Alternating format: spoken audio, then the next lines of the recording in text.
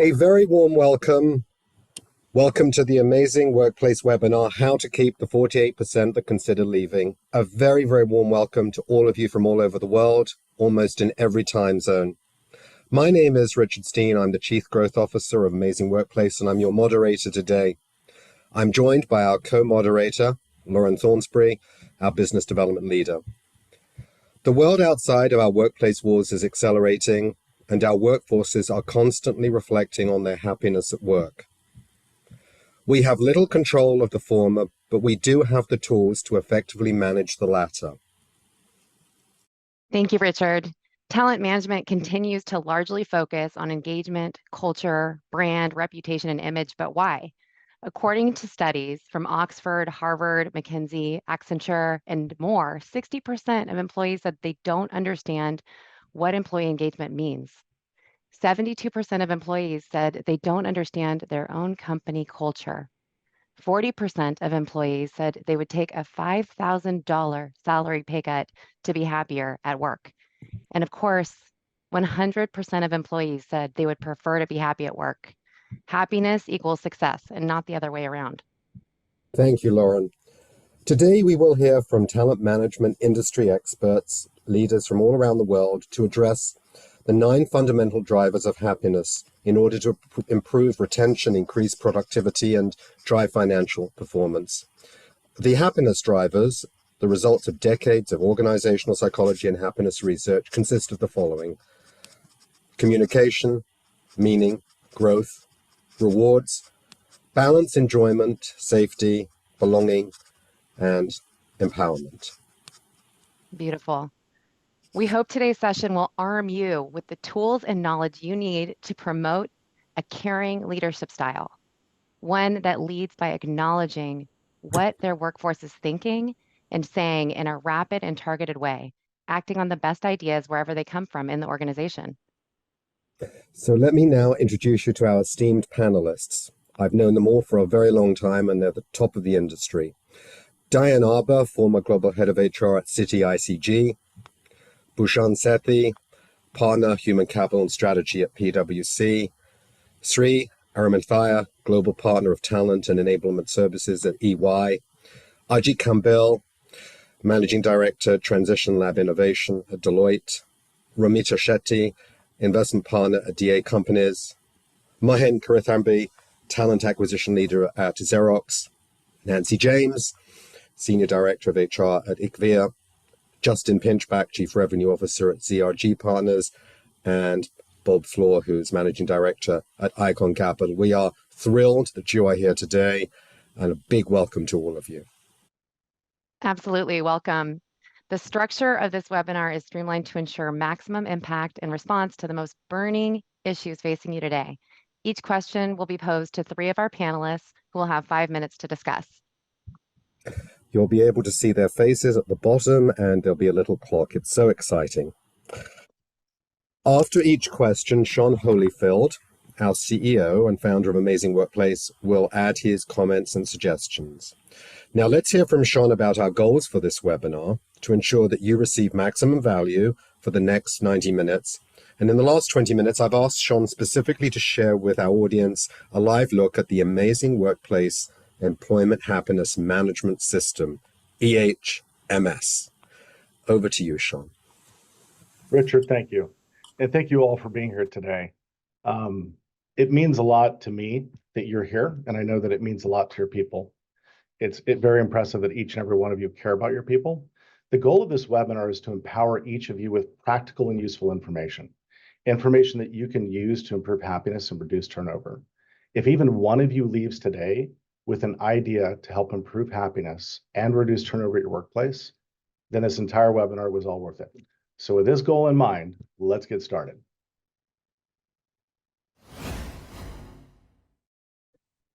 Communication facts. A massive 96% of professionals want better, caring, human, considerate, easy to understand communication. 96% of employees believe that feeling happy about communication will result in reduced turnover rates. Communication is a topic that I think all of us are familiar with within a workplace, and we know how critically important it is to our success. At a high level, communication is simply the conveyance of an idea or thought with the goal of getting understanding at the other end. But when communication fails, or we're not able to communicate effectively, it can lead to confusion. And confusion obviously leads to emotions like frustration, slight upset, in worst case, employees wanting to leave. Right. So for the first question, I'd like to address Diane, Bhushan, and Mahen. Diane, what advice would you give to leadership to improve employee happiness about communication? So first If of you all, don't good mind. morning, everyone.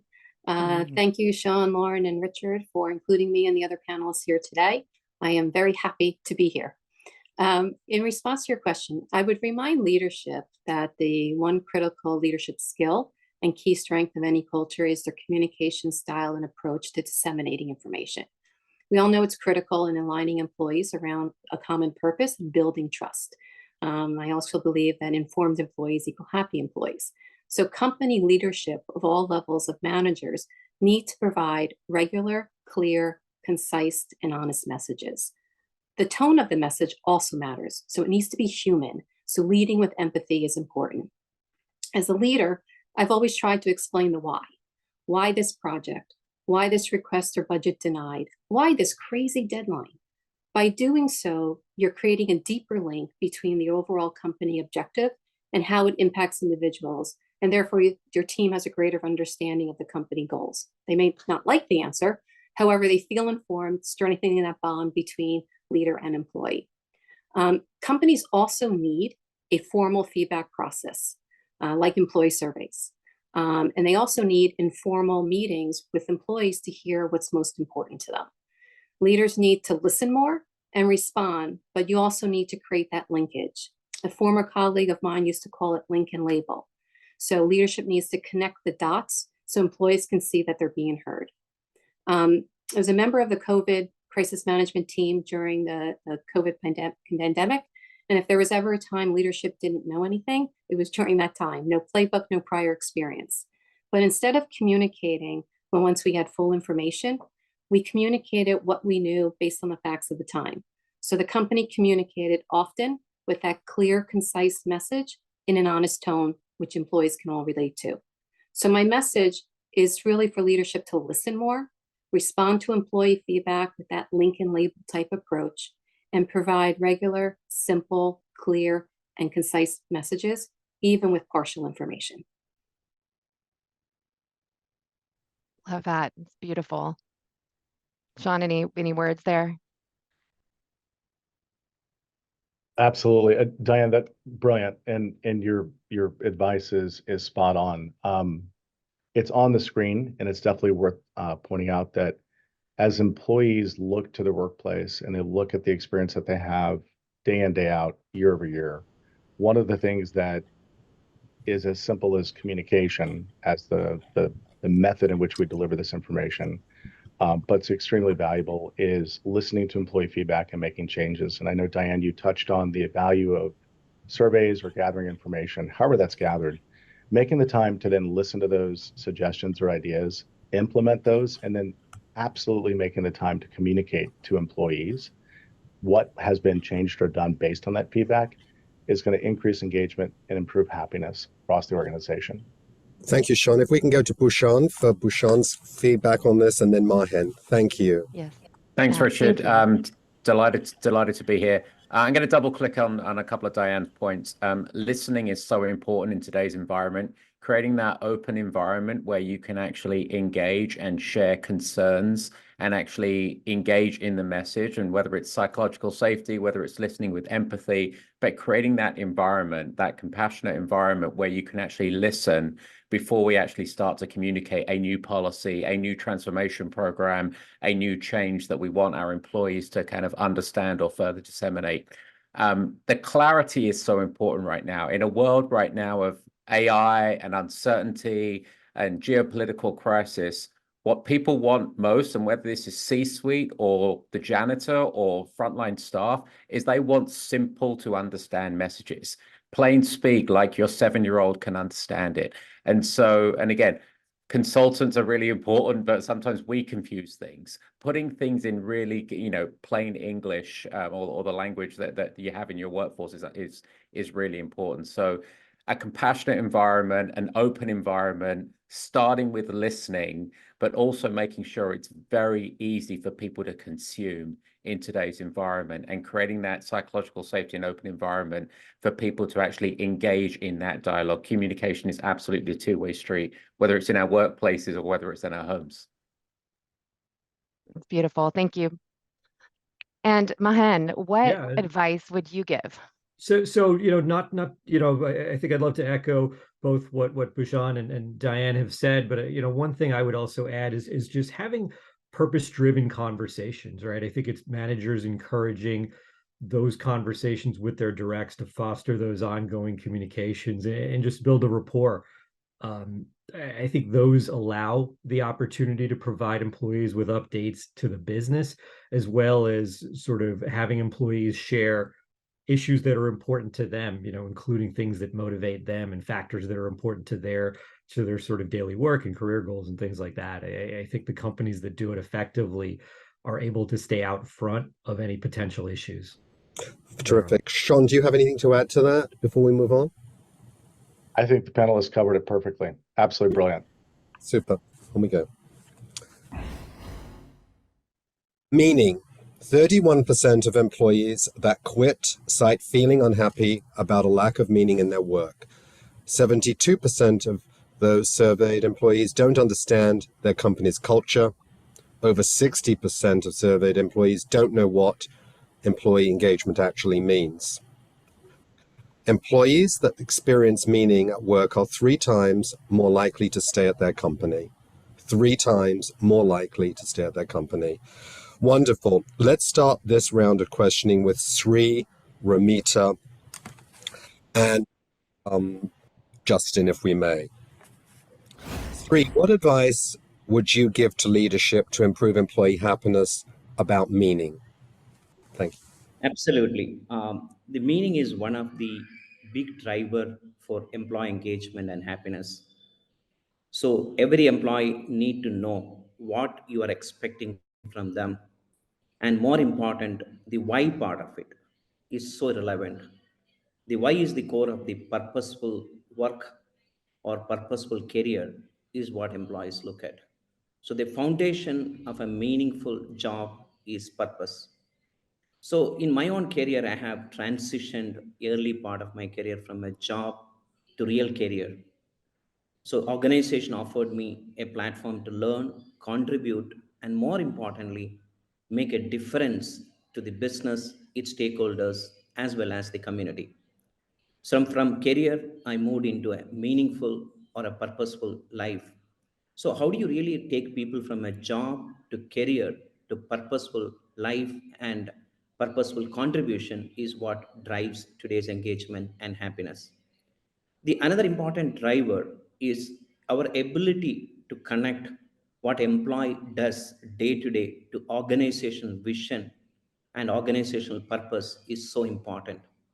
Once employee define the meaning of everyday activity, how it's contribute to the organizational success and stakeholders return, as well as the community which they serve, their engagement and happiness increases. The last and not the least, every time employee really contribute to the organization through meaningful way, our ability to recognize and reward employees so important.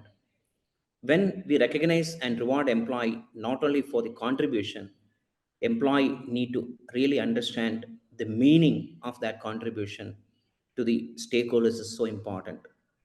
So, absolutely, Richard, driving meaningful job to a career, to a purposeful life is so important for employee engagement and happiness. Terrific, Sree. Thank you so much. It's absolutely wonderful to have you, Romita, today. I know that it was so many conflicts in your schedule, but thank you.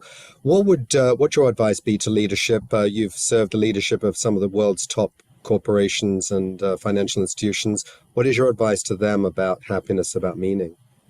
I think very often, if you're a business leader, you are so focused on your metrics and objectives and your P&L targets any given year, and you need everyone on your team to play a role and be effectively a well-oiled machine, but you very often ignore the fact that even a role player needs to know the whole script. And you kind of give people their part and you assume they can do the part, but they don't understand. You can't have a bit player in a play, for example, just get their part to read out and not know what the whole play is because they won't contribute effectively. And I think that analogy is what I've always tried to remind myself, because I think if you expect people to be only role players without the whole script, they are always going to be A, unmotivated, and B, not as valuable to you as they would otherwise be. And I see that in, I'll give you an example of what I saw recently, which is a company that failed miserably. It was a technology company that was effectively in the process of going bust. But what was amazing about the team that was involved, including the very, very junior people, they had all bought into the vision and the script.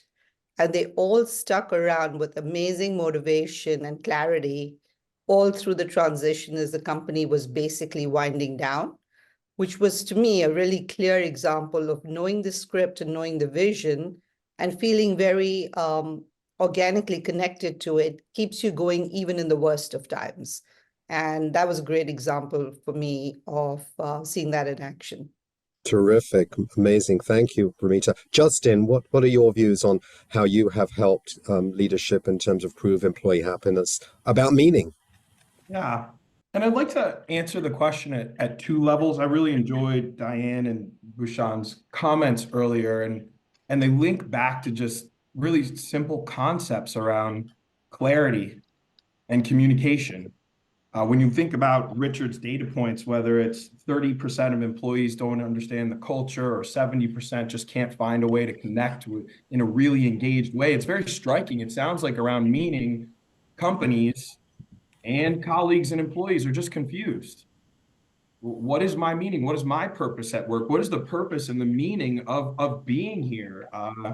I work in a context of recruitment and talent solutions. So we have people who love finding that next great role for somebody.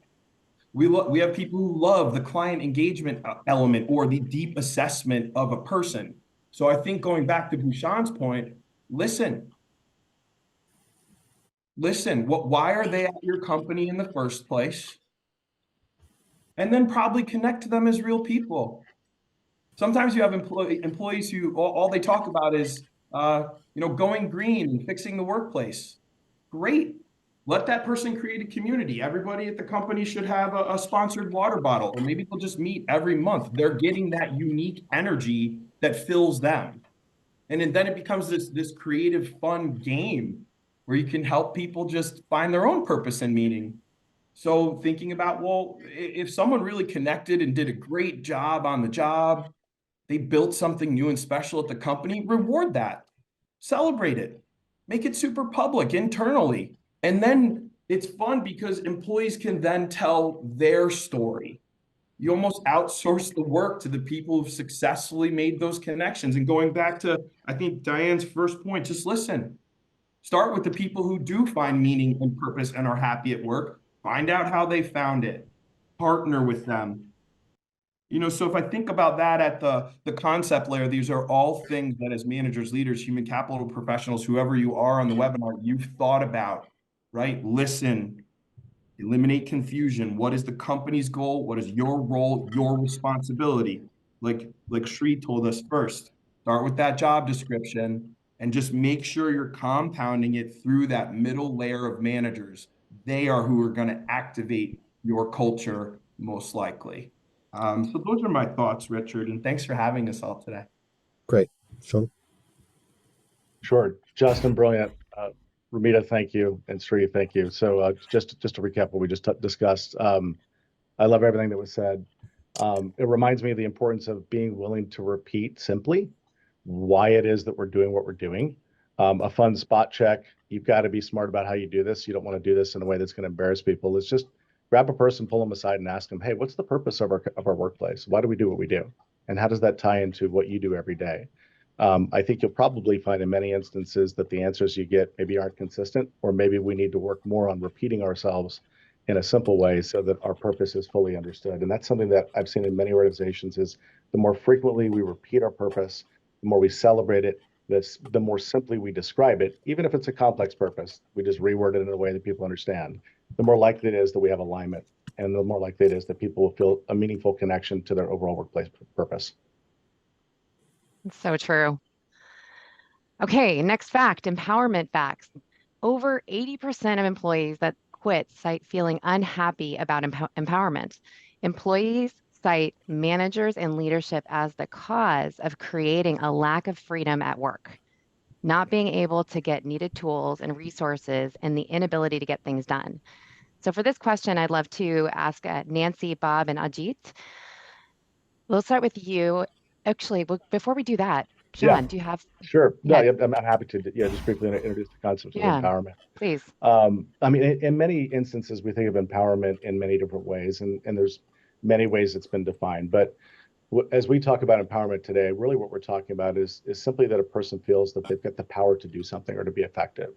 And at work, that can be a combination of having the tools and resources that the person needs and wants to do their job, meaning that they feel empowered with resources to get their job done, and obviously to be successful.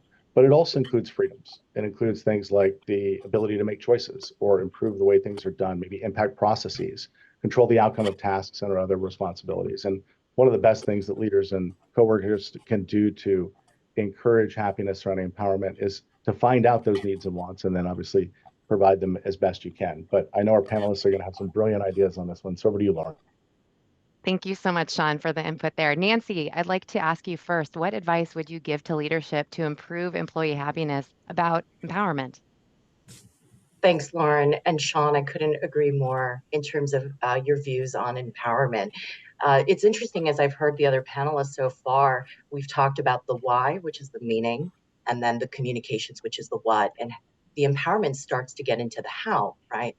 And before we get there, being able to speak that with our employees, it's so important to validate that the employees do understand the meaning.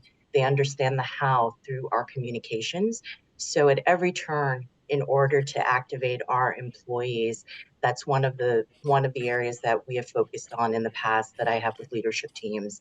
Employees want to know what they do matters, and it ultimately has an impact to the company's goals. So that validation up front, hearing the employees before you move into those actual steps of empowerment, is very important and critical and should always be validated throughout. So some of the methods we've used in the past that have been helpful, for instance, sometimes employees need access as well as visibility to key stakeholders, decision makers, executives within the company or externally in order to effectively accomplish their new projects, have the leeway to take some decisions that are much more inclusive, but they do need sometimes that upfront help to be connected to others. And while no one needs that permission, in a way to make that first connection, especially in this very virtual world that a lot of us are living in, that's immensely helpful. We are more formal than informal because you have to set meetings, meet through screens. So those first introductions, tremendously helpful to link employees beyond their departments or their teams. And the other component that I would highlight, professional development is so important. We are all looking at building our skills, being our best versions at work. And so we encourage our leaders and our managers to really focus on one area for the employee that will make an impact, not only in the jobs that they do, but as a skill that that employee can gain. And so we would encourage you to track with the employee throughout the year and choose the best mentor partnership and know that you cannot be all things to your employees. And the more that you include others to provide that support that gives that sense of empowerment, and hopefully that then we like to see replicate beyond. Those employees then do for others. the way that they've been shown how to lead through empowerment. Absolutely excellent points. Thank you, Nancy. And Bob, what advice would you give? Well, I want to personalize this a little bit because I've, had some unique experiences with this theme, this topic. And Richard knows that I've managed some consulting practices globally in the course of my career. And I used to think I was a pretty good manager, and I felt like I was an important leader to the people who in my organization. And I remember the first time I went through a 360 peer review, I had so much criticism from people who worked for me because anytime they came to me with a problem or an issue, or all they wanted was advice, and I'm an action-oriented person. And the first thing I would do is pick up the phone and solve the problem, So yeah, that didn't make people feel empowered. Okay. And they were overly dependent on me, and they didn't like that. So I had to adjust my own approach. Now, I came from McKinsey early in my career, and I should have learned from that experience, because at McKinsey, there's a core principle that a good idea to help a client can come from anywhere. So when McKinsey would compose teams to work on client projects, you'd have a partner, you'd have a senior engagement manager, you'd have a junior engagement manager, an associate analyst, whatever. And I remember when we go into team meetings, the partners of the firm would always ask the most junior person in the room, okay, where are we? What do you think? What approach should we take? What issues do you identify immediately we should address? And it took, sort of a new hire from business school, a couple of these sections to figure out they're genuinely interested in my thoughts and my ideas and how I can contribute. And I think, the culture of McKinsey was, you never know where the good idea is going to come from. And I think that applies to any organization.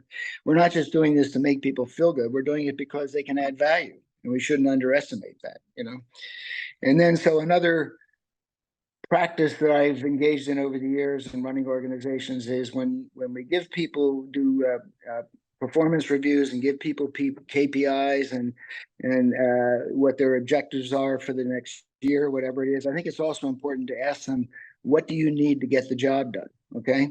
What tools do you need? What resources do you need? Do you have enough people? Do you have the right people? Do you need, if you're a financial person, do you need a financial software system to support what you're doing?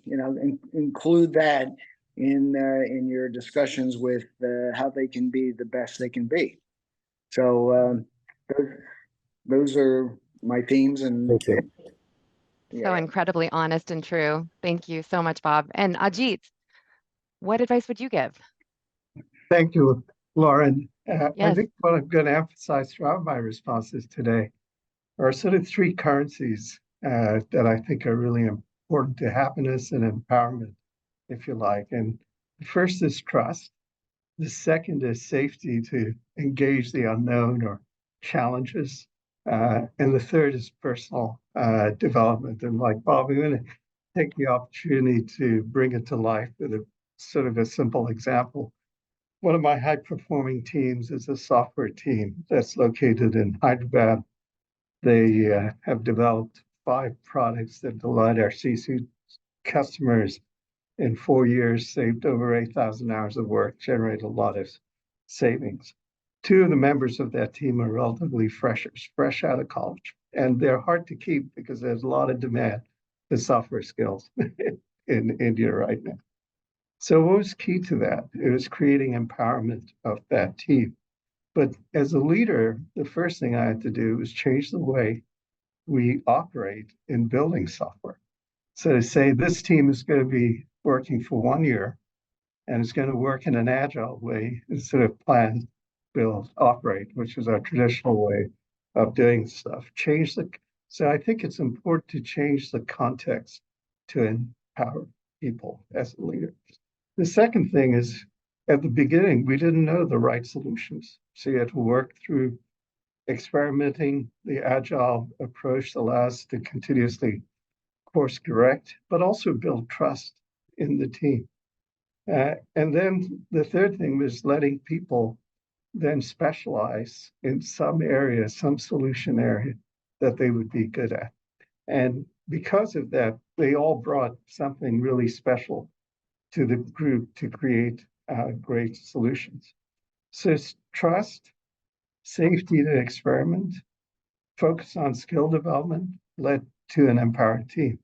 But it also meant as a leader, you need to trust the team will deliver outcomes. And, if you don't trust them, you're not going to empower them. So I'll leave it at that, and I'll come back to these themes later. Absolutely brilliant. Thank you so much, Ajit, Bob, Nancy. Super smart.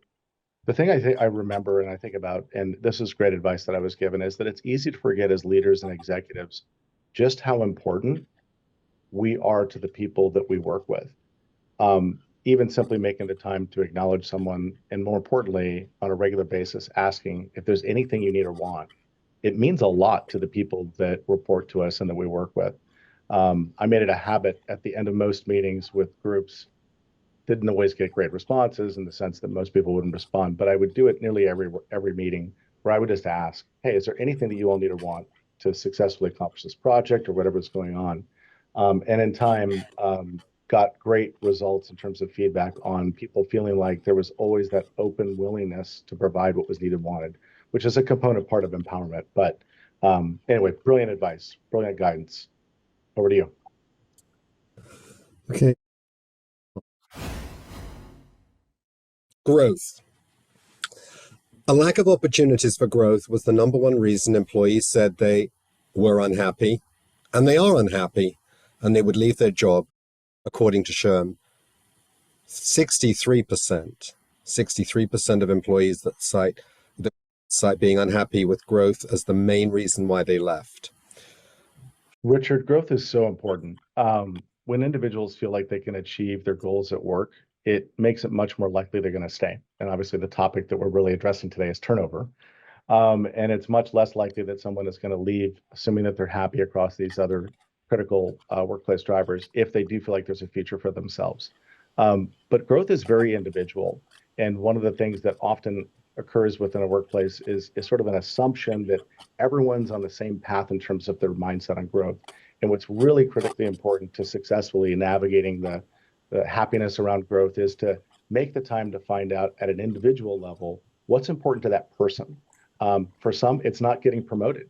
For some, it is getting promoted. For some, it's leadership. For some, it's not. So with that as sort of an introduction, over to the panelists to provide their expert advice. Super. Thank you, Shon. For this round of questions, let's go to Bhushan, Mahen, and Diane again. Bhushan, what advice would you give to leadership to improve employee happiness about growth? And I know you have lots of ideas. Yeah, so the first thing, Richard and team, is there's an interplay between the previous dimension of empowerment. You have to empower people so they can grow. You've got to put people in stretch roles. You've got to create an environment where people feel that they're growing and learning in every piece of work they do. And that's going to be table stakes. We're all doing that. Again, whether you're early talent or whether you're kind of, moving around into new roles. One of the challenges I see in growth, though, is it's got to be on strategy. So right now, every company out there is going through some kind of technology disruption, AI-led digitization. If you don't like working on technology and you're not willing to get in and learn about AI and be a prompt engineer and understand about large language models and data sets and data governance, you may not be relevant to your company. So being really clear around driving your growth opportunities and being on strategy where the company wants to grow. If you want to work on marketing campaigns and your firm is outsourcing that to creative agencies, if you don't like working in a regulated environment and you're in financial services or healthcare, you've really got to check that. And I do see that disconnect in terms of people wanting to work on fun, cool stuff, but it's got to be on strategy and it's got to be something that your firm is investing in for their own growth agenda. Terrific. Thank you so much. Very, very sensible. Mahen, what advice would you give? Sure. So the advice I would give to leadership is to foster, a culture of learning and development, right? I think Bhushan just talked about sort of personal, kind of personal responsibility around that. I think also just it's things, beyond just sort of the ongoing check-ins through the year, but also, engaging in feedback, identifying those development opportunities and really talking and preparing employees on how to achieve their aspirations. What do those next steps look like? I think when you build an environment that's supportive and encourages the staff to take chances or look for new opportunities, you're going to sort of provide for those growth opportunities. And usually it's beyond the promotions, right? It's stretch assignments, which Bhushan just talked about. It's development opportunities. So broadening your experience within the company, working in sales, working outside of sales, working on products, things like that, or working within a function, right? It's interdepartmental projects. You talk about a company that's going through change and transformation. There's a lot of times there's a lot of different initiatives that are taking place. So it's getting involved in one of those, and then the leadership opportunities. Terrific. Thank you so much, Mahen. Diane, over to you. What advice do you have? Yeah, I mean, I agree with both of my fellow panelists' comments. I think it is spot on that the employees' growth opportunities, they should have an awareness and understanding where the growth opportunities are in strategy. I think that's key because that opens up many different roles that they can actually apply for. It's important, though, to encourage movement in the organization. I think that's part of the company's culture, and taking on more lateral positions so that the employee can acquire additional skills and experiences. Not only does it energize the employee as he or she is learning something new, it actually will position them as a better candidate for a role in the future. Diane, thank you. Mahen, Bhushan, brilliant advice. So a couple last thoughts, and I've seen this successfully done. Having a structure within the organization or within the workplace that supports growth is, I think, as equally important as an understanding at the employee level of what their job role is, roles, responsibilities, job descriptions, and career path.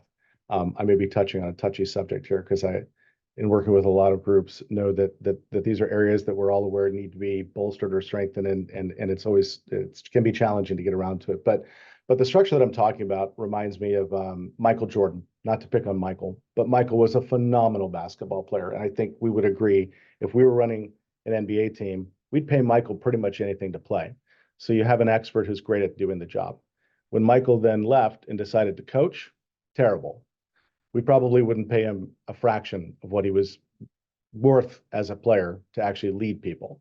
So I think it's really important when we look at structures for growth that we look at opportunities to allow individuals that don't want to lead to continue their career development so we don't lose those valuable resources, as well as give separate paths to allow individuals to grow along the leadership side of the house. And it's worth looking at the structures that exist within a workplace, because individuals who are really good at their job and who only view an opportunity to make more money or advance by leading when they don't want to means that we've basically created a structure that's going to force people out that we don't want to. Terrific. Balance. A lack of balance was the #3 reason employees said that they were unhappy and would leave their job. 12% of employees that quit cite being unhappy with balance as the reason that they left. Balance is it's a funny thing, and it's definitely very unique individual to individual. At a high level, it's simply just a feeling of well-being at work and in life, meaning that you feel like you've got time and support to do things that you need to do at work. You feel like you've got time and support to do things that you want to do outside of work, and that overall, the amount of stress and or unhappiness connected with stress is relatively low. I wish there were a one-size-fits-all for this topic. There's not. Every individual is super different on this one. So I'm really excited to hear from our panelists on their ideas and thoughts on how to improve happiness surrounding balance. So true. Romita, Justin, and Sree, I would love to get your thoughts on this, starting with Romita. What advice would you give to leadership to improve employee happiness about balance? So, my thoughts kind of break into a couple of buckets. The first is that the good leadership doesn't focus on kind of superficial indicia, time spent at work, number of days taken off only. Those are obviously important indicators of productivity for an employee. But I think it's really important, if you are a good business leader, to have objectives that are much more substantive and not track employee productivity and contribution just by these superficial indicators. And I think you actually, if somebody needs time off, for example. Or I'll give you an example. Our COO decided many years ago, a decade ago, she was getting married to someone who lived in Atlanta, and in a small suburb of Atlanta, and she wasn't going to be on the trading floor. And it has turned out to be one of the most successful transitions. She's as good as she ever was. She's as present. She makes a trip a month to New York, and she's been the most successful employee, and she's extremely happy. Her cost of living has gone down. She found her life partner, and she's as productive, and in fact, more productive than ever, because the distance from all the people allows her to think of solutions and ways for us to do better. The initial reaction, I will say, from everybody in the firm was, oh my God, this is, the head of operations. She needs to be there live, available for emergencies, but she delivered, and it was a great example. So I think being flexible and allowing the employee to come up with their own solution, and obviously holding them accountable for the effectiveness of that solution over time, is what you have to do. And I find that people always have very creative solutions to get their job done. And I think listening very carefully to an employee-driven solution is really important. I'll give you another example. When after the pandemic, we had people starting to come back to the office, and there were people who had lost childcare. And we actually designated a conference room where the kids could come in and do their homework after school. And it just made life a lot easier. So you didn't have parents who were stressing about the 3 p.m. pickup and having to run and being distracted. And so they came up with that solution, and it works. So I think employee-driven ideas are the best, because they directly address their problem, because balance is highly individual, as Shon said. I absolutely love that. Thank you, Romita. Justin, what are your thoughts? Yeah, and on this one, I chewed on this question quite a bit. I think I agree with Shon that this is not the easiest one. The way I thought about it was you have to start from the beginning. And the parallel I used was actually real estate for any of the panelists or participants who have bought or sold a house or own a home. You always index on, well, when I sold it, was it a good price? Did I get a good price when I sold? But people in real estate will tell you it's the going in price that matters. And what my firm focuses on, as I said before, is talent acquisition. I believe that half of this answer is who you hire. Are you hiring people who have achieved life balance before? Are you hiring people telling you a story how they couldn't achieve it at their last firm? Are you listening to that person who's telling you, I love Taekwondo. I must do my Taekwondo from 7 to 12 once a week. And are you afraid of that? Well, that doesn't sound like we're going to be working hard for PwC and their clients, right? Well, hold on. If you've ever gone through a process with Bhushan and his team, you know that they hire purposefully. They care about the people going to PwC. Those people are balanced before they go in. And I learned that at Bridgewater. Before ZRG, I was the co-head of recruitment at the world's largest hedge fund. And our saying was this: you hire the whole person. You hire the whole person. So I think half the answer is on the inbound. Now, I think that everything we've discussed just now and talked about, when they're in your hands, what is your duty of care as an employer? Everything that was just said, I won't repeat any of it. It was perfect. And I know that Sree's going to have a lot more to add. Thinking about work-life integration, flexible working arrangements, mental health support, all the things we talk about constantly, bringing that into your own context and just understanding your hourly employee who's a dock worker has different needs and is going to achieve that balance very differently from hiring the next CFO of a private equity-backed company, who, by the way, is probably looking to give up Taekwondo to achieve a big goal. It's the promotion. It's the thing. It meanders and changes. And I feel like you were saying that, Shon, earlier. It's tough because to find balance, we have to really think through, if we found out who we are, if we found our meaning, does the company know what it is, and then honor a truth?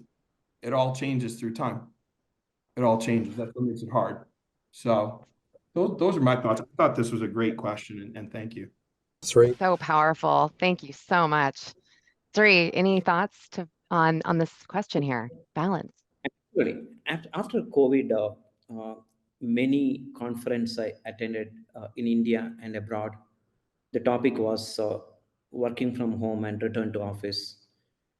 And in fact, that has led to the future of work. And yet to see something we discussed today, like Justin mentioned, how do you really do the work-life integration, not work-life balance? The balance is gone. In the work-life integration, again, Justin, thank you for bringing that. You are hiring the whole person, not his particular skill of software engineering or coding or testing. Don't do that mistake. That's what we have also learned it after COVID. You're hiring the whole person. The person have passion, person have purpose, person have a family, his own aspirations and everything.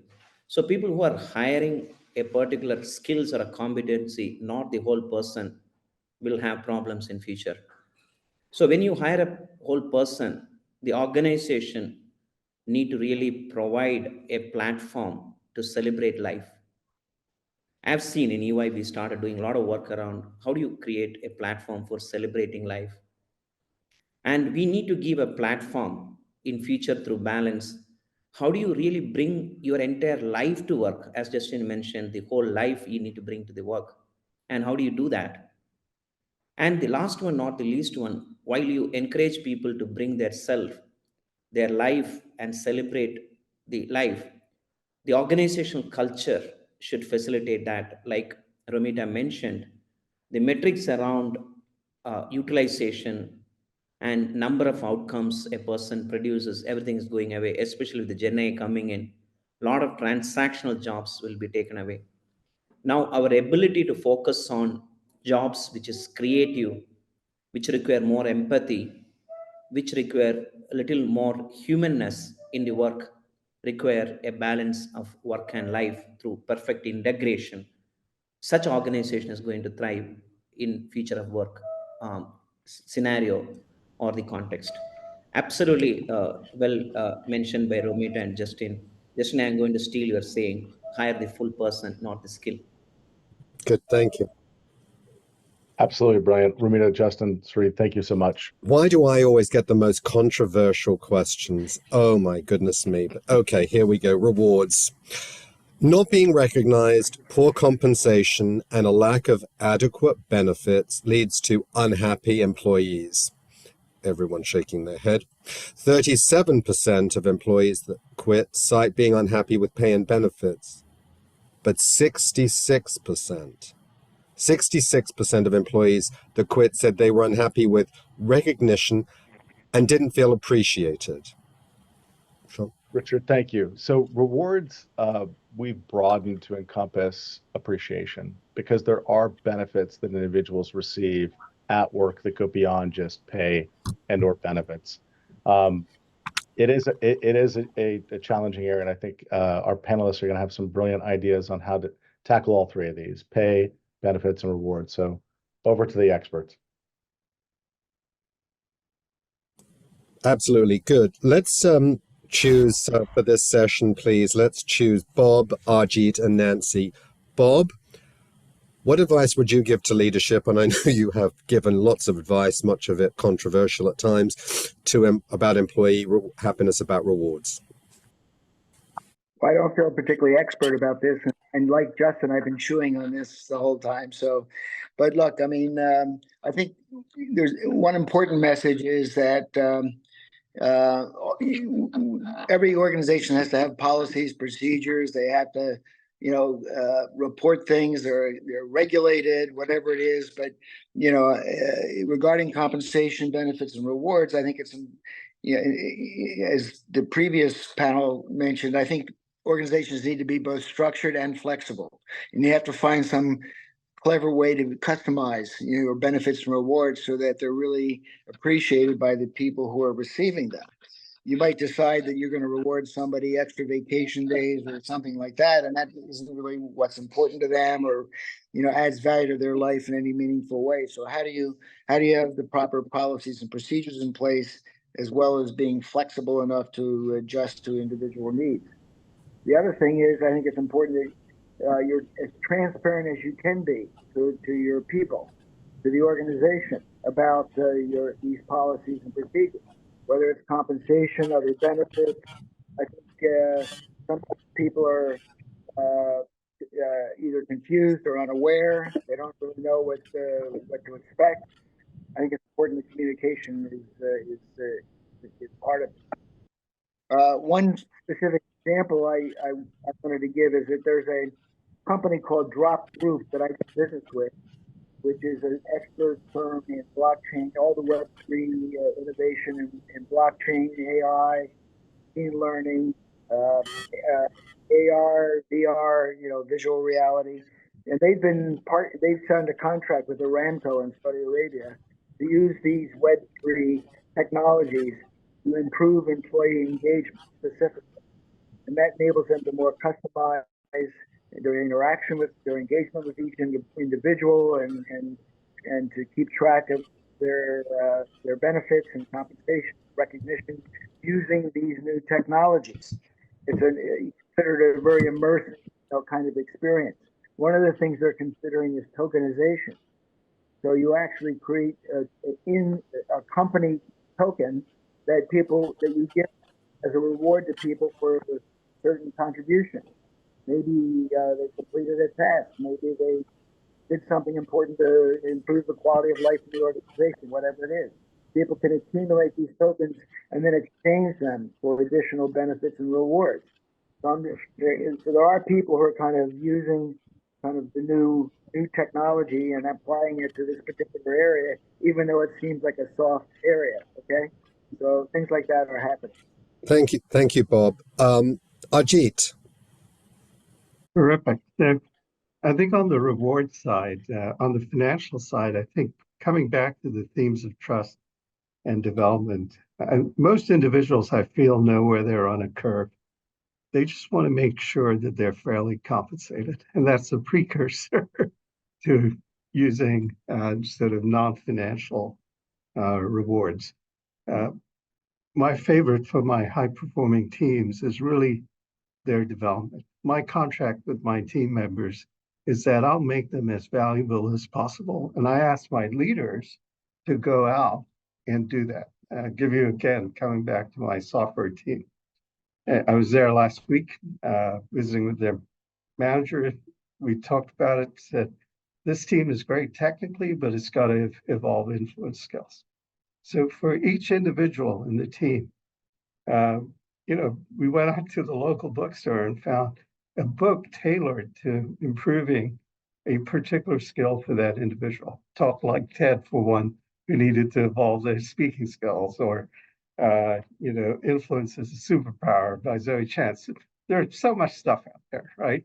And now there's a book club with this group that's both sharing what each is learning, but also how they collectively learn and influence. So I think you have to demand of your leaders to make your employees as valuable as possible and focus on how they develop those employees. Thank you, Ajit. I would love to join your book club. We'll talk afterwards. Okay, good. And let's just finish off with Nancy. Nancy, what advice are you constantly giving to your leadership to improve employee happiness about rewards? Thanks, Richard. I'll just highlight public recognition. Shon talked about that in appreciation. You need the fundamentals, as Ajit has said. You need a baseline of transparency and fair reward practices and the total reward of being able to communicate that, but ultimately validating your employees so that they know they have done meaningful work, they have made impact. Again, back to the communication, back to the validation piece. And then that also shows your return on your investments that you are making to the employees. That can be done in lots of different forms. There are some amazing different platforms that are available that you can use as communication and otherwise. But a small example I'd like to share with the group is that as we went to a virtual environment 4 years ago, as the whole globe did, we were recognizing that at the pace of work, leaders were not necessarily remembering to take time and show that recognition and appreciation. So we built that into our cadence, town halls, Team members can be spotlighted, share their business cases, and talk publicly in a larger town hall forum. But then we also took a very intimate approach and adapted Sean Akers' 21-day happiness challenge, and we retermed it as the gratitude challenge. And so every day, each leadership team member at multi-levels was asked to send out 3 notes of appreciation per day, include the direct manager, ensure other team members are on it, and other peers within the leadership team. Those 3 quite simple notes, 10 minutes a day, was some of the most powerful time that we spent, and it became amplified where other leaders then took that same initiative onward and paid it forward. And so now yearly, we take different times of the year to come back to that same very simple concept and make sure that we have a human connection and share those moments of thanks directly. Thank you, Nancy. Nancy, Bob, Ajit, thank you so much. So Richard Tag, I was asked to talk about the tough one, which is pay, because I know that's on the minds of everybody on this call. How do you handle pay? I wish I had a silver bullet, but I'll share with you what we've heard works and what we've seen works as it relates to pay. High level, pay is the amount that we exchange for a job done. So we can never pay the people that we're employing what they're worth personally. But what we can do is we can objectively look at the job they're performing, the tasks that are done in that job, and come up with a market value for that exchange, right? Similar to any other purchase and or exchange of money in exchange for services. And educating employees about their job roles, what those jobs are involved, and then doing market research on our side to confirm that we're paying those employees fairly goes a long way towards employees feeling as though they are compensated fairly. Fact is, when you've got an individual working in your company and we don't communicate what I just said, they're going to go to Google. They're not going to type in where they're located. They're not going to consider the size of their company. They're not going to look at tenure. They're going to put in a title, and then they're going to look for the largest number they find on the internet. And in their mind, that's what they should be paid. So the way to tackle that, or the way to provide information, is education. And that's just to patiently and calmly go through this process. It's pretty involved, but go through a process where you use a third party, and to make sure that you've got accurate market data on what the job market is paying for that role and or what others are paying for that role. So I've covered pay as best I can. Over to you, Richard. Thank you, Sean. Let's go on to the next. We've got 3 final questions, and then we've got something amazing to show to the group gathered here today. Thank you. Absolutely amazing. Safety. So nearly 60% of employees quit because they don't feel safe at work. Employees cite their manager, leadership, or coworkers as the cause of creating an unsafe environment where they are afraid to speak up, make mistakes, and fear ridicule. Sean, do you want to talk a little bit about safety as well? Super quick. Okay. I was going to touch on emotional safety and the impact that we have as leaders on those around us. It can be frustrating at times. It can be a situation where you're simply wanting to communicate how you feel about a particular circumstance, and in so doing, others then end up feeling unsafe, and it can be frustrating when we kind of step into that mess. But remembering that when we discourage cliques or making fun of others, or when mistakes are made, that we create an environment where individuals feel safe coming and sharing them, goes a long way towards people feeling happier at work. When people feel punished for speaking up when something's wrong, that makes them a lot less happy. When people feel like they're going to get made fun of because of whatever they're either personally into or whatever their thoughts or ideas are, that's going to make them less communicative and less engaged and less likely to stay. So I'm sure our panelists have got a lot more ideas on safety. Over to them. Thanks, Lauren. Yeah, thanks so much, Sean. Mahen, we'd love to start with you, and then we'll go on to Diane and Bhushan. What advice would you give? Sure. So I think a lot of this, it starts with psychological safety, right? Sort of that the feeling that you're able to speak up, you're able to take risks without sort of and make mistakes without that fear of negative consequences. And so what I would say is that, leadership is involved for setting that tone, or certainly responsible for setting the tone, and it can be done through several things, I think, that have been echoed both by Diane and by Bhushan. It's transparency, it's having clarity through a simple message. It's just honesty around the decisions that are made that are going to impact an individual employee's work experience or their day-to-day job. I think that's where those conversations also come into place. I'll use a very recent anecdote. XEROX has gone through a major reinvention initiative. The company just bought out its major activist investor, and then went through a massive structural change, or we're in the midst of it, I should say, where we're taking a company that's historically a hardware player and integrating our hardware, software, and services business. That's created a great deal of certainly uncertainty around things. And I think what management has been able to do effectively is really have those conversations, talk about why we're doing things, why they're doing things that need to be done, what is being done. And certainly when you announce a workforce reduction, why that is being done, and what parts are being eliminated. I think those are the important parts. Certainly it's not going to mitigate everything, but I think taking those steps to be transparent, to have a very effective and simple message has gone a long way. I think that just also promotes kind of an open and honest dialogue. And so I think that's sort of where it starts. Thank you. Finally, just the last thing, Yeah. sorry, one thing I did want to mention, employee resource groups, when you talk about being able to voice your opinions, sort of get that comfort and find other ways to talk about it. I think certainly using employee groups, employee resource groups, something that XEROX certainly pioneered, is also an effective way. So interesting. Thank you, Mahen. And Diane, any thoughts on this? Yeah, thank you. Yeah, so I too, when I think about safety, think about psychological safety. I actually think this is one that leaders need to focus on more.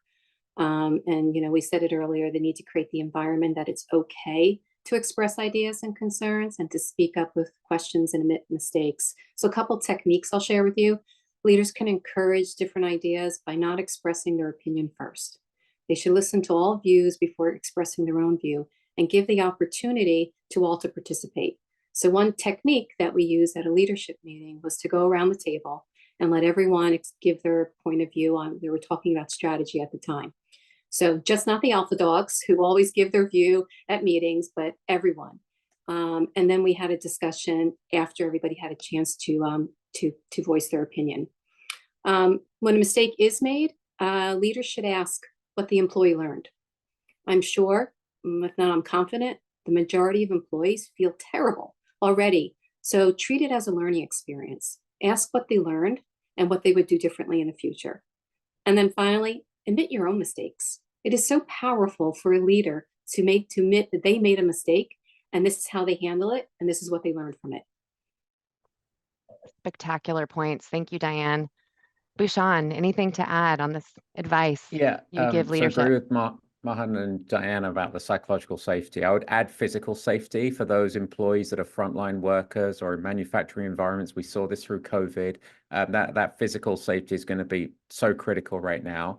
The other point is, we live in a polarized world, and workplaces are no different. Creating that psychological safety so that people can, as Diane mentioned, kind of listen, kind of talk about current events, not take positions on current events, but hear that their employees are really worried about rising anti-Semitism, or they're really worried about Asian hate crimes, or something else, reproductive rights in the US. Creating that environment where people can actually be their authentic self and feel psychological safe is critical. And then the storytelling about how this links to customers and your products and your users is so important right now.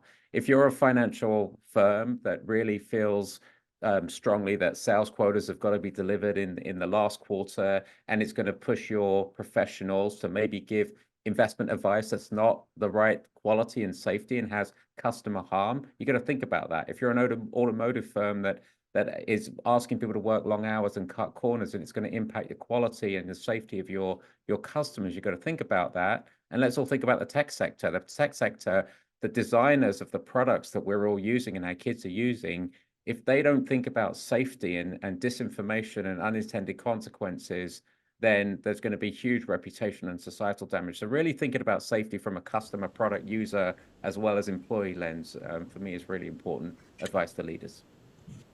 Thanks, Bhushan. I don't certainly sit next to a door on an airplane right now, but that's another story. Shon? Diane, Mahen, and Bhushan covered it beautifully. I have nothing more to add. Okay, let's move on because we're really running behind time and we want to get everyone what they need.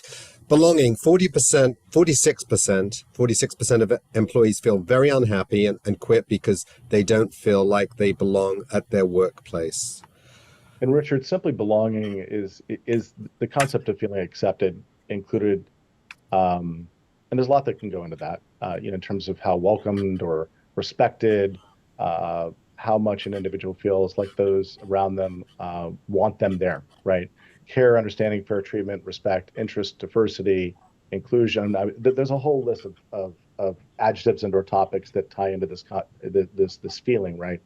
And this is another challenging one, and I'd love to hear from the panelists what their advice is on improving happiness tied to this. So, Richard, and so we shall. Let's go to Justin, Sree, and Romita.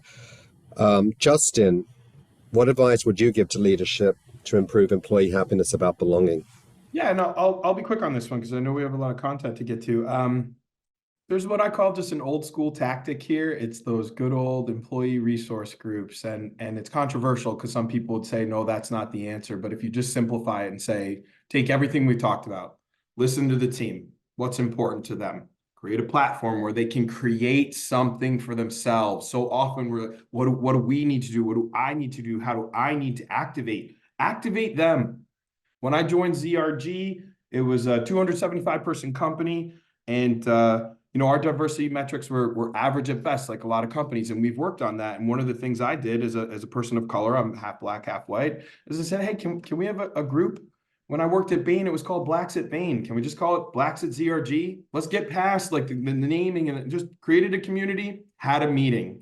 And immediately the team felt that purpose. They felt like leadership cared, and we were just having conversations as people wanted to talk. There really wasn't much more. We just want a forum to talk about us and how we feel and what it is for me today as an employee. You immediately elevate. And look, there's challenges. I'm sure the HR professionals feel a little terrified about my comments, but the spirit of it is create a platform where people can be themselves, and you've already achieved a lot. So that's my thought on belonging. Thank you so much, Justin. Sree, Hey, thanks. how do you follow that next? So, one thing, as Shon mentioned, the value chain of diversity, inclusion, and equity, leading to sense of belonging. Whenever I talk about sense of belonging, the fundamental question asked myself is, do I belong to this place? Does this place belong to me? These two questions almost drive me to stay or leave an organization whenever I took a decision. So in asking that question, does I belong to this place or does this place belong to me? The one important component place is the leadership. And within the leadership is the authentic leadership. The authenticity comfort come from the leader making you comfortable in your skin. When you have diverse workforce, you have black, white, tall, short, people with a different accent, different languages. But how do you really make them comfortable in their skin so that they can bring best to the organization? Interest of time, I'll give a quick example. When I moved to US in 2004 for a global leadership role, my manager made me very comfortable in my skin. I have a different, strong accent. Sometimes I talk very fast, but he said that doesn't matter. See, I know what value you bring to the organization, and in every conversation, every meeting, he made me comfortable in my skin. Another occasion, then I got another organization which I was CHRO. I used to travel from India 15 days to US in Washington for board meetings, senior leadership meeting. My CEO ensured that I sit next to him, and he always made me comfortable in my skin. So this is what the leaders are. How do you make people comfortable in their skin so that they feel they belong to an organization and that organization belong to them? And not the compensation, not the title. What makes a person stick to the organization among all the variables we discussed from my personal experience is sense of belonging. Sree, that's terrific. Thank you. Romita, what are your views? Love to hear them. I loved all the comments from Sree and Justin. I agree that I think affinity groups and resource groups are great because they create forums But I think what the leadership goal needs to be, as Sree said, is to allow individuals to bring their whole life to work, and also make individuals not necessarily, I've got kind of 10 women and 15 this and 5 that. It is to make all different kinds of people feel like they belong and that they're valued. Employee empowerment definitely contributes to that, because if you feel you're valued substantively at work in terms of your expertise, it allows you to feel motivated and belong. And I do think that the one other thing very specifically that organizations can do is to make sure that both their benefits and their socializing occasions are not directed towards one group or the other. So, for example, if all your benefits benefit parents, you're going to have a lot of people who don't have children, who don't feel like they're participating in that activity. Or alternatively, if all your socializing events are around, going and watching ice hockey games, anyone who's not into that is not going to feel like they belong to the group. So I think creating opportunities for employees to see each other as human beings, because in the course of the workday, very often you're not chatting and recognizing where the other person is coming from and what else is happening in their life.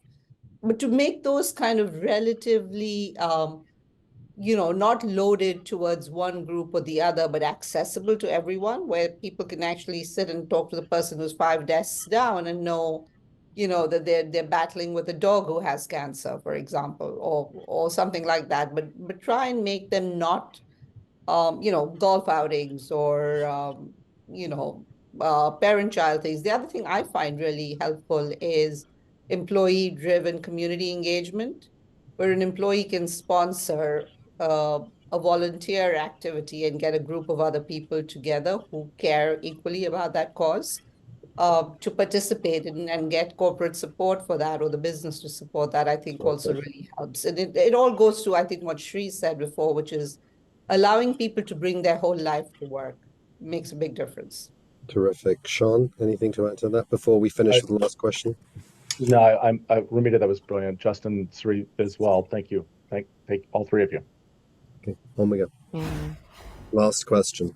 Last one, enjoyment, my absolute favorite. Over 90% of employees that quit said they no longer enjoyed working at their company. When employees don't enjoy their work, coworkers, job, role, or leadership, they leave. Shon, any thoughts on this one? Yeah, enjoyment is it is really tied in very closely with happiness, and the only way to effectively find out how someone feels is to ask them, right? So improving enjoyment can really be equally challenging. I'd love to hear from the panelists as to their thoughts and ideas on improving happiness, starting enjoyment. So over to you, Lauren. Yeah, let's start with Ajit on this one. Ajit, what advice would you give to leadership to improve employee happiness about enjoyment? All right. So over the last decade and a bit, I've sort of worked out probably 450 C-suite executives in 25 countries.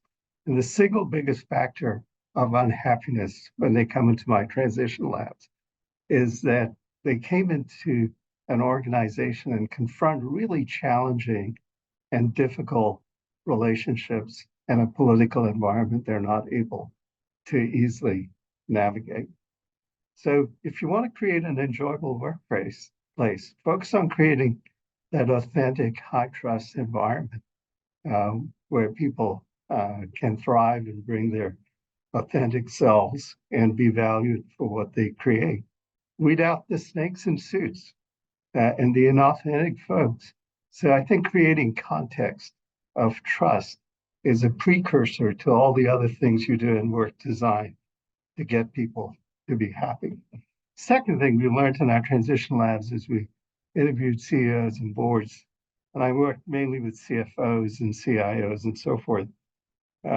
Their jobs are pretty all-consuming. It ain't a 40-hour work week. It's more like 60 to 80, right? Probably closer to 60 if they're successful. Now, tired executives without time do not have the space for enjoyment. So one of the things we really focus on in our transition labs is to free up the time of these executives and renew their energies so they can enjoy and live a good, fulfilling life that they can also manifest for their workforce. So again, a lot of it as leaders is about shaping the context that you're working in. Shaping the context. Awesome. Thank you so much. Nancy, any thoughts to add on this subject of enjoyment at work? I think what Ajit said about building that trust first really resonates. This is all about taking the time and space. And so it has to be a leadership priority to make space in the workday, whatever that looks like, and across whatever time zones and groupings of employees that work as teams. And by prioritizing getting to know one another and setting up either structured time for that, it feels odd, right? If you're in a 1 hour meeting, should you have 5 minutes of intros or maybe a separate social hour or a end of week recap? And it's just to talk about what has happened either at work or outside of home, at home. And what I think both Romita and Justin said earlier about bringing your whole self to work, this is the place in which you can do that, where leadership shows by demonstrating that they want to not only know you, but encourage team members to get to know one another. That is very powerful, but it does need to be structured time into the day. And also, whatever the events will be, we love to get our employee involvement. We have very creative employees, and so some are very good at planning outings, virtual or not, escape rooms in person or over Zoom. So let's take advantage of that, right? We can't solve all aspects for everyone. We are now at work where we have more generations represented than ever before in the workplace. And so we want to harness those ideas and also empower those employees, like we talked about earlier, to be a part of the solutioning. So inspiring. Thank you, Nancy. And Bob, would you mind giving us some advice on what you would give to leadership on employee happiness about enjoyment at the workplace? Look, I'm a big believer in two things: town halls, surveys. Yes. Can you see? Yeah. So I'm a big believer in those two things. And so, but all of these are like institutional solutions, institutional approaches. It's whatever.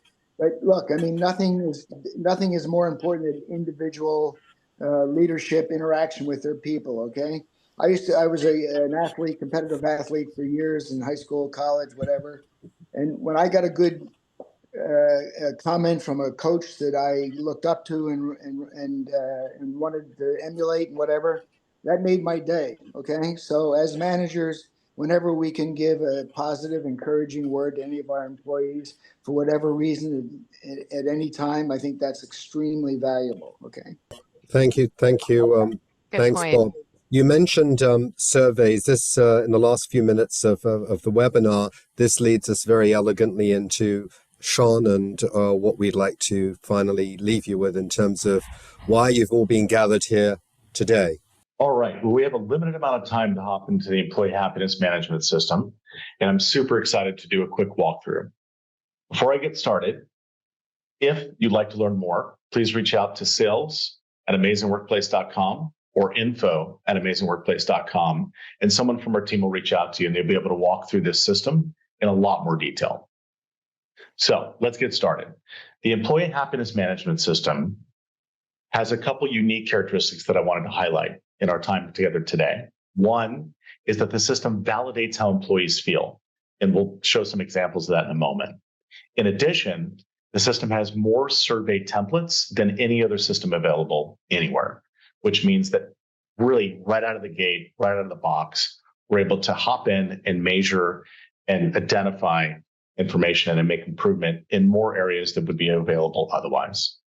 Next, the comment management system is very unique and very rich in its features. Using validated employee feelings, the comment management system allows us to look at how an employee felt before we read a comment that they left.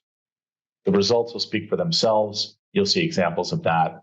We probably won't have time to hop into action plans, focus areas, presentations, and other resources that are available, but there's a lot here that I would love for you all to be able to see. So let's dive right in. Starting with the surveys themselves. I mentioned before, there are more templates than any other system available. Right now, we're right under 500 templates, and they cover topics like communication, culture, engagement, happiness, of course, exit surveys, onboarding surveys, internships, leadership, 360 surveys, net promoter score surveys, new hire and onboarding. I may have mentioned that one already, pay and benefits, productivity, and the list goes on. There are also surveys that are identified for specific workplace groups. Once an organization has selected a survey, that survey will launch, and the experience is very unique. The surveys are interactive. They can be taken on a smart device, phone, computer. They're also wrapped up instantly, and the results are available next day, which we'll hop into in just a moment. But the design of the survey is very unique. First, each and every topic or area is introduced with an explanation, which means that as an employee goes in to answer questions, they understand the context or the topic that they're about to be asked about. We found that the results are much more accurate and that the employees feel much more confident in replying or responding when they understand why a question is being asked before the question is presented.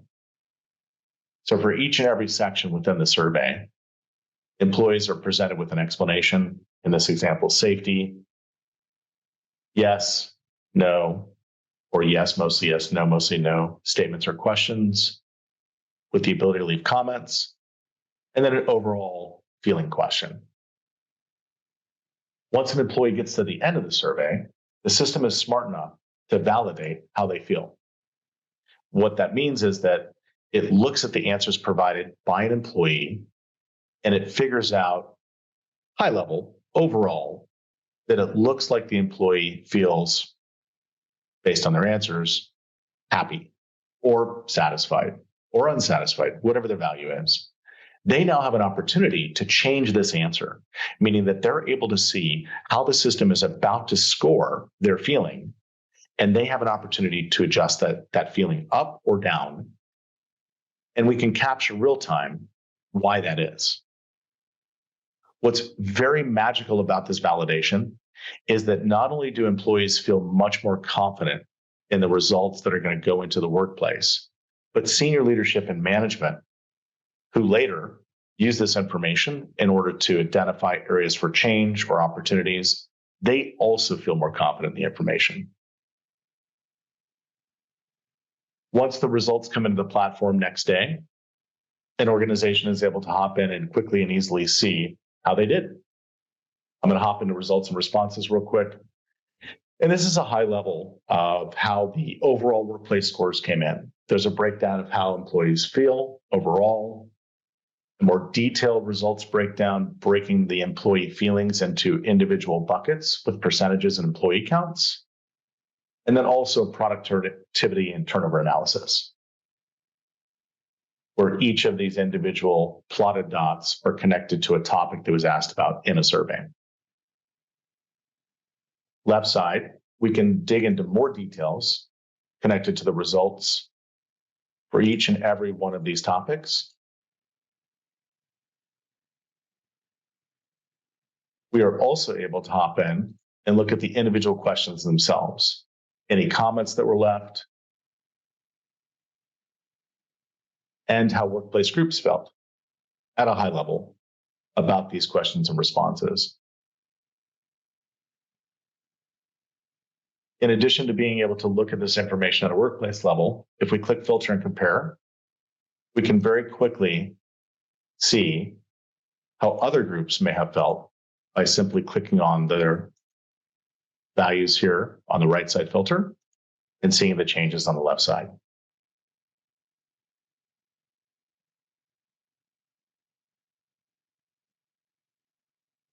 Once an organization has had an opportunity to look at the results and they want to dig into more details,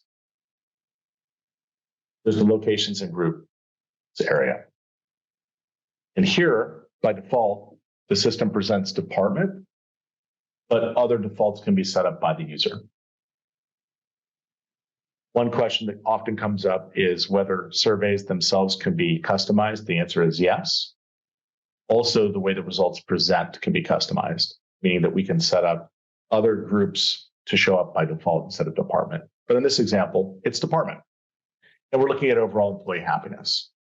On the left side here, we see workplace group, departments are listed, participation, the happiness score for each of those departments based on validated employee feedback. And we can quickly sort this information high to low or low to high. Once we get past the overall employee happiness and we dive into the individual topics that were covered, we're able to, again, sort high to low, low to high. And we can also dig into how individual departments felt about questions.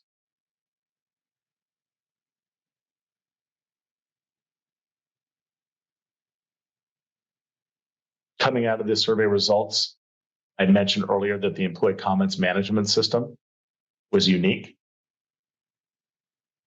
It allows an organization to search comments using a Google-like search bar up at the top, identifying any and all terms that they want to dig into in more detail or look for individual patterns that exist within the comments. The other thing that the comment system allows us to do, which is really neat, is isolate exactly how employees feel before looking at the comment itself. You'll notice down here on the left side, there's an employee feeling value. In this case, this individual employee, again, this is anonymous, identified themselves as feeling very happy. When asked if they felt like work is not too stressful, their answer was satisfied. And then they were able to leave a comment here that gives us more information about how that very happy employee felt connected to a question that they identified themselves as feeling satisfied.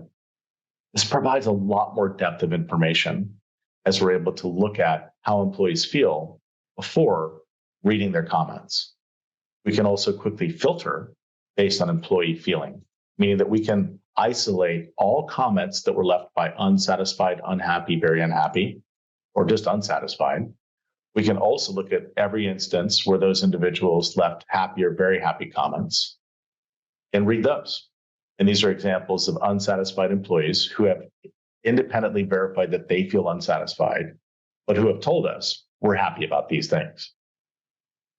Comments are also available at a detail level for each and all of the individual topics and each and every one of the questions. And finally, using the filter and compare, we're able to filter comments by location or department.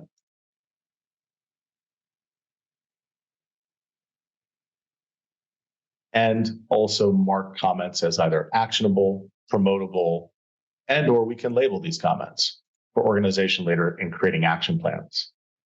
There's so much more we can dive into as it relates to the employee happiness management system, but I hope this preview was useful, and I'm really excited for us to talk to you in the future. Thank you.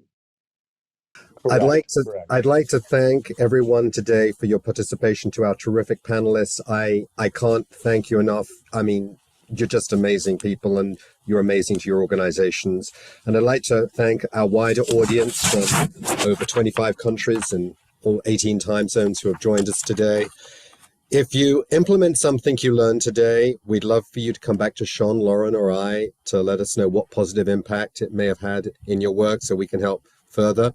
Don't hesitate to email us at info@amazingworkplace.com to secure a demo if you would like to see more of what Shon and the amazing platform's done.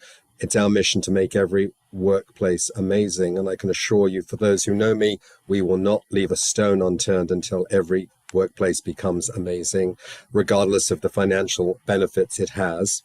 And please be on the lookout for an amazing workplace thank you in your mail with our latest thought piece. Empowering HR organizational happiness is the foundation on which financial success is built. We wish you a great, productive day. Thank you all until we meet again.